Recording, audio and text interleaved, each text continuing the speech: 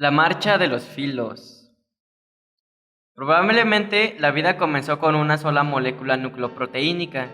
Después progresó con una asociación de moléculas nucleoproteínicas. Siempre la debilidad de una molécula del grupo podía ser compensada por la fuerza de otra. De este modo se logró la especialización. El segundo cambio fue la conversión del grupo de moléculas nucleoproteínicas en uno que estaba rodeado por almacenes de sustancias químicas. El virus ya se había convertido en una célula, y esto se considera como un adelanto. Tanto los virus como las células existen hasta hoy, y no es probablemente que ninguno de los dos sea eliminado por cualquier cataclismo terrestre. Los virus son incluso más débiles de matar que las células.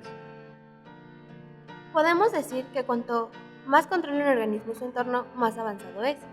Un virus tiene los medios para organizar su suministro de alimento. Debe tomar el alimento que le sale al paso. La célula posee la capacidad de almacenar moléculas que le sirven de alimento. Asimismo, las células poseen la capacidad de moverse a voluntad propia. Un virus debe depender de alguna fuerza externa. La célula móvil puede desarrollar una actividad búsqueda de comida. La célula es menos esclava de su entorno que el virus. Una de las posibilidades que tiene el virus es que puede ser comida fácilmente. Puede adoptar nuevas formas, por ejemplo el dicho que dice, si no puedes con el enemigo, únetele a él. Es así como se convierte en parásito. Los virus actuales utilizan células para alimentarse. Existen parásitos en todos los niveles. Ha resultado brillante, provechosa y en una amplia medida. Cualquier mínima alteración del ambiente mata al parásito, es decir, que el parásito supone una buena vida. Algunas células desarrollaron clorofila y se vieron libres de la lucha por el alimento. Solo necesitaban agua, dióxido de carbono, ciertos minerales y luz solar. Estas células y sus descendientes son los miembros del reino vegetal. Las otras células, que con sus descendientes formaron el reino animal, siguieron existiendo sin clorofila. Para poder lograrlo, estos deben comer materia orgánica ya creada. Las células animales viven de los mismos componentes que la anterior, aunque utilizando un intermediario. La vida de las plantas, en algunas de sus formas, puede continuar existiendo indefinidamente, aun cuando fuera destruida la vida animal, pero no sería así de lo contrario. La vida animal no reúne todas las características del parasitismo. Un auténtico parásito vive en su alimento y no necesita buscarlo. En la vida vegetal, la que está rodeada por el aire, el agua, minerales y la luz solar que construyen su alimento. La célula de la planta es auténtica parasitaria. La célula vegetal es tan inmóvil como los virus, es decir, no viven, vegetan. En cambio, la célula animal puede controlar su entorno y podemos concluir que la célula animal es más avanzada que la vegetal. Las células más complejas son las de mayor tamaño. Cuando más grande es una célula, mayores cromosomas tiene. De igual manera, tiene más enzimas. Puede almacenar más comida, puede generar más energía. Una célula grande puede hacer más que una célula pequeña. Conforme las células son más grandes, los problemas de igual manera aumentan. La proporción en que entra alimento en una célula y salen los desechos depende de la superficie de la célula. Mantienen su forma esférica a pesar de su cambio de tamaño. Alcanzan enseguida un tamaño en donde ya no hay bastante superficie para alimentar el tamaño aumentado. Una de las alternativas sería eliminar la forma esférica y que fueran largas, planas o irregulares. Otra alternativa de las células es quedarse pequeñas y razonablemente esféricas. No es grande la ventaja de una colonia de células si se trata simplemente de una colección de células independientes por completo, y nada más. La existencia de una colonia de células hace posible la especialización a nivel celular. Las colonias más afortunadas en el reino animal son las esponjas, ya que pueden alcanzar tamaños enormes. La esponja puede deambular solo por su cuenta e iniciar una nueva colonia. Para aumentar la eficiencia de una colonia celular, será necesaria una especialización cada vez mayor. Cada célula debe superarse constantemente en su labor particular. Eventualmente, la célula individual de una colonia se vuelve tan especializada que ya no puede existir sola, solo como parte de un grupo. Cuando se alcanza este punto, tenemos un organismo multicelular. La célula no puede vivir fuera del organismo y es por lo tanto un parásito dentro del organismo. Con la aparición de un organismo multicelular, debemos considerar solo el organismo, no las células. Un organismo multicelular es, en ciertos aspectos, más susceptible de morir que una célula individual, ya que depende no solo de las células que lo componen, sino de la organización entre ellas. Un organismo multicelular muere en algún momento. Para evitar la extinción de las especies, debe hacer la provisión para la formación de uno o más organismos multicelulares nuevos. El sistema fue perfeccionado a medida que requirió la cooperación de los organismos para producir uno nuevo. Alimentarse la reproducción sexual. Es interesante notar que el reino vegetal, con su vida más fácil, no aventó su progreso hacia la multicelularidad. De hecho, las plantas marinas nunca progresaron más allá del estadio de colonia celular. Ninguna planta tiene sistema nervioso, músculos o un sistema circulatorio de la sangre. Ninguna planta puede moverse con la libertad, aunque pueda hacerlo un animal. Indudablemente, todo continuará sobreviviendo a menos que se produzca un cataclismo planetario. El organismo del animal multicelular es el más avanzado. Los animales multicelulares están divididos en un número amplio de llamados filos. En cada filo puede haber una gran diversidad, pero se mantiene cierta uniformidad del cuerpo. La enciclopedia científica Van Nostrand recoge 21 filos de animales multicelulares. Más de la mitad de los filos han sido derrotados por los filos competidores. Será solo necesario considerar 8 filos diferentes para así obtener lo que parece un cuadro claro. Los menos avanzados de los filos de animales multicelulares son los celenterios. Ejemplos comunes de este filo son la hiedra, el agua dulce y la medusa. Es como una copa formada de doble capa de células. La capa que da al mundo exterior es el ectodermo.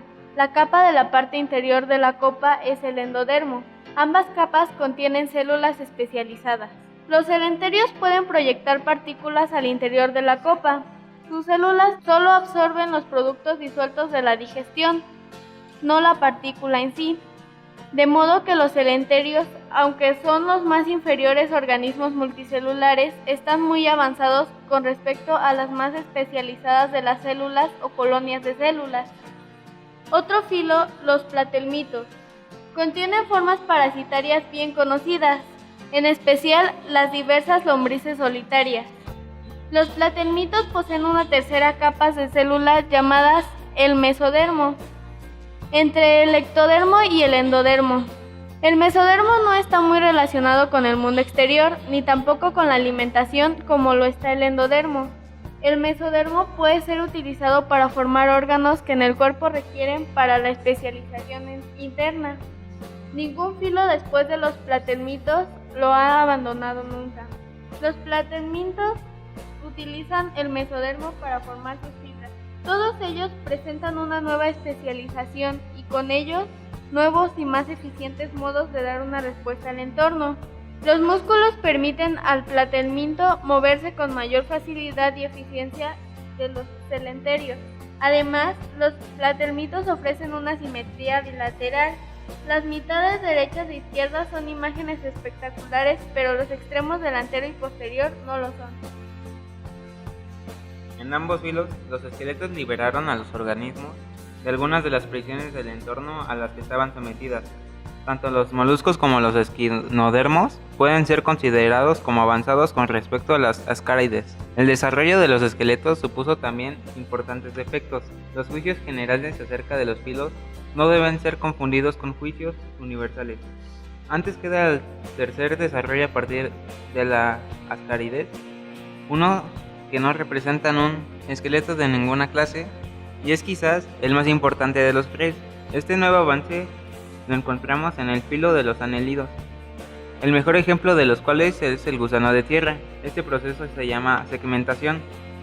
La estructura corporal del anélido es más organizada, flexible y eficiente que la de cualquier criatura no segmentada. A causa de esto, los anélidos pueden hacer posteriores avances, mejoraron el sistema circulatorio. Los anélidos también inventaron la hemoglobina, una proteína que podía transportar oxígeno con mucha mayor eficiencia que un simple fluido acuoso. Así que el siguiente paso es desarrollar filos que combinan la eficiencia de la segmentación con la seguridad. así como la potencialidad de volumen y fuerza de desarrollo del esqueleto. A partir de los anélidos se desarrolló el filo de los artrópodos. Surgió un segundo filo, probablemente a partir de los esquinodermos, en un momento posterior a que hubiera inventado el endoesqueleto. El nuevo filo es de los cordado al que nosotros pertenecemos. Los condenados conservaron el endoesqueleto, el cual fueron mejorando gradualmente. Convirtieron el primitivo pseudocaparazón de los esquinodermos en un sistema de vigas. La segmentación es tan claramente visible entre los cordados como entre los dos filos segmentados. Entre los artrópodos se ve fácilmente el cien pies. Incluso en el ser humano, que parece exteriormente de una sola pieza, un minucioso examen de sus músculos, vasos sanguíneos y fibras nerviosas revela la existencia de segmentación. Con esto acaba la marcha de los filos, la dirección de un mayor control del entorno, por lo tanto de progreso. Los artrópodos y los cordados son los más desarrollados e importantes de los filos. De hecho, su papel puede ser permanente.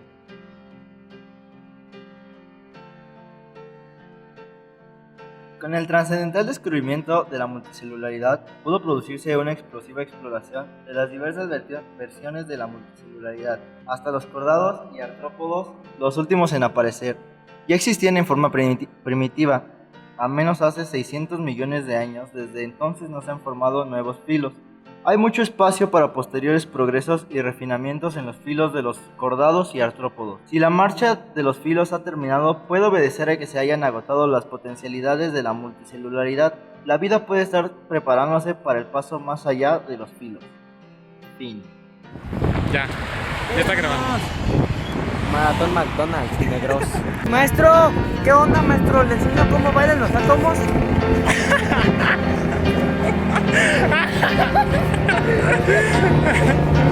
¿Cómo bailan los átomos? Borra eso.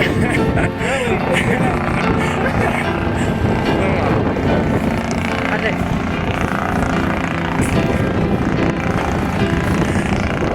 Esto merece